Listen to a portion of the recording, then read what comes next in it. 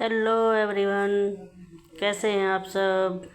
उम्मीद करती हूँ ठीक होंगे। मैं भी ठीक हूँ, मस्त हूँ, फाइन हूँ। तो आज हम बनाएंगे टेस्टी टेस्टी प्याज के परांठे। तो अगर आपको मेरी वीडियो पसंद आए तो मेरी वीडियो में आखिर तक बने रहना और एक एक टिप्स को ध्यान से देखना। तो उसके लिए हम सबसे पहले अपने ज़रूरत के हिसाब से कि हमें कितने परांठे बनाने हैं उस हिसाब से हम प्याज ले लेंगे। तो मुझे इनफ लगे ये 2 प्याज, तो इसलिए मैंने 2 प्याज को छीलकर धो लिया। धोकर छीलकर इसको बिल्कुल बारीक बारीक काटेंगे, बिल्कुल पतले पतले साइड में छोटे छोटे टुकड़ों में।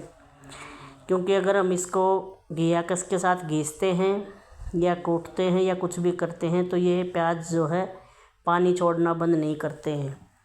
तो इसलिए हमें इनको काट कर ही यूज़ करना चाहिए परांठे बनाते समय। एक टिप्स तो ये है, तो ये बात आप ध्यान रखें। तो इसको हम बिल्कुल बारीक बारीक काट के छोटे छोटे, और फिर हम इसको हाथ से इनके सब लच्छों को बिल्कुल अलग अलग कर लेंगे। एक एक प्याज को अलग अलग खिला खिला सा कर देंगे। उसके बाद हम इसमें कुछ मसाले ऐड करेंगे। तो उससे पहले मैंने 2 से 3 कलियां मैंने लहसुन की छील ली थी, और इनको अब मैं काटूंगी नहीं, क्योंकि ये काटने से जो फिर ये अलग से परांठे के अंदर दिखाई देंगे और मुंह में भी दांतों के नीचे आएंगे। तो इसलिए मैं इनको घिया कस की सहायता से, छोटा जो घिया कस होता है जिससे अदरक वगैरह कूटते हैं पीसते हैं चाय में, तो उससे मैं मिर्च को भी और लहसुन की कलियों को भी उसी से मैं अच्छी तरह से घिस लेती हूँ। और इसमें हम इनको घिस कर ऐड करेंगे। मिर्च को भी मैं काटूंगी नहीं यहाँ पर, उसको भी मैंने उसी में घिस लिया है। और अब मैं आटा को छान कर मैंने रख लिया था। अब इसमें स्वाद के अनुसार नमक मिला लेंगे, और अब हम इस आटे को गूंदना शुरू करेंगे। तो इसमें अगर आप चाहें तो आप 1 चम्मच इसमें घी भी ऐड कर सकते हैं। मैंने जानबूझकर ऐड नहीं किया है क्योंकि मुझे थोड़ा सा अभी खांसी की प्रॉब्लम है, तो इसलिए। उसके बाद हम इसको थोड़ा थोड़ा पानी डाल के और आटे को हम लगा लेंगे। ज़्यादा टाइट डो हम यहाँ पर नहीं लगाएंगे। अब इसमें हमने लहसुन और मिर्च जो छील ली थी वो डाल ली हैं। अब इसके अंदर हम मसाले ऐड करेंगे, तब तक हमारा आटा भी उधर तैयार हो जाएगा। तो यहाँ पर मैंने सबसे पहले मैंने इसमें डाला है 2 से 3 चुटकी हींग। फिर मैंने इसके अंदर डाला है आधा चम्मच पिसा हुआ जीरा। फिर हम इसमें ऐड करेंगे आधा चम्मच गरम मसाला, और आधा चम्मच के करीब ही हम इसमें अजवाइन डालेंगे। फिर कस्तूरी मेथी को हम हाथों से क्रश करके वो भी इसके अंदर ऐड कर देंगे। और फिर हम लेंगे साबुत धनिया, उसको भी मैं हथेली की सहायता से पीस कर थोड़ा सा क्रंच करके उसमें डाल दूँगी।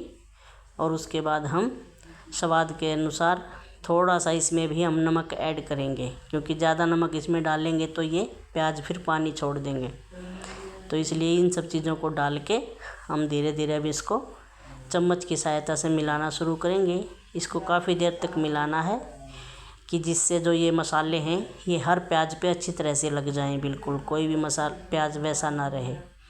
और इसमें लास्ट में हम थोड़ी सी कश्मीरी मिर्च भी डाल देंगे कलर के लिए सिर्फ, क्योंकि उसमें मैंने तीखेपन के लिए तो हरी मिर्च को मैंने घिस लिया था। उसके बाद हम इन सब चीज़ों को रख कर तैयार साइड में रख देंगे। आटा हमारा तैयार हो गया था। अब हम इसकी थोड़ी सी मोटी मोटी लोई बनाएंगे। मैं आपको यहाँ पर आज 2-3 तरह के परांठे बनाने सिखाऊंगी शेप में। तो यहाँ पर आटे को लोई बनाएंगे, और उसके बाद हम इसको थोड़ा सा बड़े साइज़ का कर लेंगे। फिर हम यहाँ पर जो स्टफिंग हमने बनाई है उसको हम इसके अंदर डालेंगे। ज़्यादा क्वांटिटी में डालें कि जिससे जो प्याज जो है पूरे परांठे के अंदर अच्छी तरह से फैल जाएं।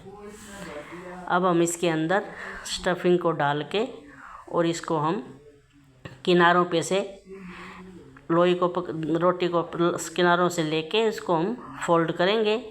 उससे पहले हम इसमें थोड़ा सा आटा ऊपर बिखरा देंगे, क्योंकि ऐसा करने से जो है फिर प्याज जो है वो आटे पे चिपक कर बेलते समय ऊपर नहीं आएंगे।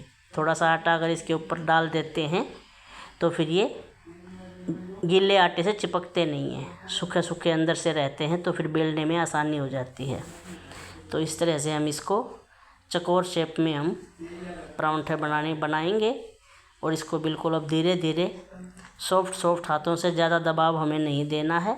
इसलिए मैंने बोला था कि भाई आटे को हमें नरम लगाना है, क्योंकि ज़्यादा टाइट अगर आटा होगा तो हमें उसे बेलने के लिए दबाव देना पड़ेगा, और दबाव डालेंगे इसके ऊपर तो ये प्याज जो है फिर ऊपर निकल आते हैं और पानी भी छोड़ते हैं।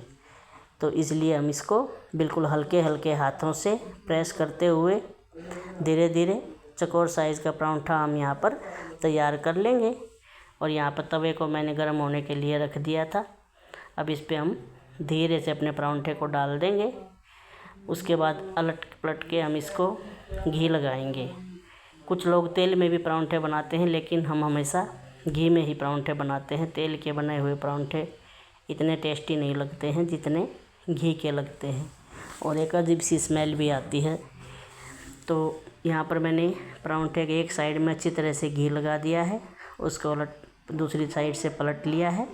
यहाँ पर आप घी लगाने में ज़रा भी कंजूसी ना करें, घी को अच्छी तरह से लगाएं और उस तरह से टेस्टी परांठे बनते हैं। तो मैं आपसे एक बात और कहना चाहती हूँ कि प्याज और आलू के जब परांठे बनाते हैं तो उनको हम आपस में मिक्स करके भी बना सकते हैं, तो भी हमारे परांठे बहुत अच्छे बनते हैं। तो ये देखिए मैंने स्क्वायर साइड शेप में जो है ये बनाया है परांठा, और अब ये जो परांठा है ये मैं बनाऊंगी ट्रायंगल शेप में। तो इसके लिए हम रोटी का जो लोई जो बनाई थी उसकी एक साइड में स्टफिंग को रखेंगे और इसको फिर थोड़े थोड़े हल्के हाथों से प्रेस कर लेंगे, किनारों को आपस में बिल्कुल अच्छी तरह से मिला लेंगे और इसको दोनों तरह से चिपका कर फिर हम इस लोई की साइड में, एक साइड में हम थोड़ी सी स्टफिंग और रखेंगे और फिर दूसरी साइड से मोड़कर हम इसके किनारों को पहले अच्छी तरह से मिलाएंगे आपस में। और फिर उसके बाद अब हम इसको भी पॉलीथिन लगाएंगे आटे में, मतलब अच्छी तरह से आटा लगाना है। और उसके बाद इसको हम बेलन की सहायता से धीरे धीरे प्रेस करते हुए हम इसको बेलेंगे। साइडों से हमें पहले प्रेस करना है जिससे किनारे अच्छी तरह से चिपक जाएं। और इस तरह से ट्रायंगल शेप में मैंने ये परांठा तैयार कर लिया है। तो ये देखिए, क्योंकि इसमें स्टफिंग थोड़ी सी ज़्यादा हो गई थी तो इसलिए स्टफिंग थोड़ी सी बाहर निकल आई है, लेकिन कोई दिक्कत नहीं है, फिर भी ये अच्छे बनते हैं और खाने में तो बहुत ही लाजवाब लगते हैं। तो इस तरह से मैंने ट्रायंगल शेप में ये बनाया है परांठा, और उसको मैंने जैसे कि देखिए यहाँ पर मैंने ऊपर से डाला तो घी जो था थोड़ा सा चटक गया, तो इसलिए सावधानी से डालें। तो यहाँ पर भी हम परांठे को पलटकर दूसरी साइड से इसके ऊपर अच्छी तरह से घी लगाएंगे और इस परांठे को हम इसी तरह से अलट पलट करके चम्मच की सहायता से प्रेस करते हुए इसको हम सेकेंगे, जिससे कि ये कहीं से भी कच्चा ना रहे ज़रा सा भी। और उसी तरह से दूसरी साइड से भी करेंगे। तो अगर आप लोगों को मेरी वीडियो पसंद आती हो तो आप प्लीज़ मुझे कमेंट करके ज़रूर बताया कीजिए कि मैं अपनी वीडियोज़ में क्या क्या गलतियाँ करती हूँ, क्योंकि देखिए कोई भी परफेक्ट नहीं होता है, हर कोई सीखता है नई नई चीज़ें एक दूसरे से, तो वो अपनी कमियों को सुधारता है। तो इसलिए आप भी मुझे प्लीज़ कमेंट करके बताया कीजिए कि आपको मेरी वीडियोज़ में क्या कमी लगती हैं, मैं अपनी कमियों को सुधारने की पूरी कोशिश करूँगी। तो यहाँ पर अब मैं बनाऊँगी राउंड शेप में, गोल शेप में, जैसे हम नॉर्मल परांठे बनाते हैं, रोटी बनाते हैं, तो इसमें भी हम ऐसे स्टफिंग को बिल्कुल बीच में रखेंगे और किनारों से हम इसको कटोरी के शेप में मोड़ते हुए ऊपर तक मिला के इसको अच्छी तरह से ऊपर से बंद कर देंगे और फिर हम इसको बेलना शुरू करेंगे। तो इस तरह से धीरे धीरे नरम हाथों से दबाव ना देते हुए हम सारे परांठे इसी तरह से तैयार किएंगे। यहाँ पर मैंने ये चीज़ नोटिस किया कि जिसमें ये जो हम परांठे बनाते हैं इसमें जो हमने चकोर शेप में जो हमने परांठा बनाए हैं जितने भी, वो ज़्यादा अच्छे बने हैं, उनमें स्टफिंग बाहर बहुत ही कम निकलती है। गोल शेप वाले में भी थोड़ी सी निकलती है और ट्रायंगल शेप वाले में भी निकल जाती है, लेकिन जब भी हम स्क्वायर साइड में बनाते हैं शेप में तो जो है हमारे परांठे बहुत अच्छे बनते हैं। तो इस तरह से मैंने सारे परांठों को बनाकर तैयार कर लिया था और उसके बाद मैंने इनको प्लेट में रख के सबके लिए रेडी किया खाने के देने के लिए। इनको हम दही के साथ, चाय के साथ, दूध के साथ, जिस चीज़ के साथ चाहे इंजॉय कर सकते हैं। किसी भी चटनी के साथ भी हम इनको इंजॉय कर सकते हैं। तो यहाँ पर मैंने कुछ चौकोर शेप में बनाए और कुछ गोल शेप में बनाए। तो इस तरह से मैंने सारे परांठे अपने तैयार कर लिए थे और ये खाने में बहुत ही डिलीशियस लग रहे थे, बहुत ही टेस्टी लगे थे। तो इस तरह से आप भी बनाकर तैयार कीजिएगा। और आपको मेरी वीडियो पसंद आए तो लाइक कीजिए, शेयर कीजिए, चैनल को सब्सक्राइब कीजिए और परांठे इंजॉय कीजिए। ये मैंने अपने हस्बैंड की थाली तैयार कर दी है, अब मैं उनके लिए लेकर जाऊंगी। Have a nice day.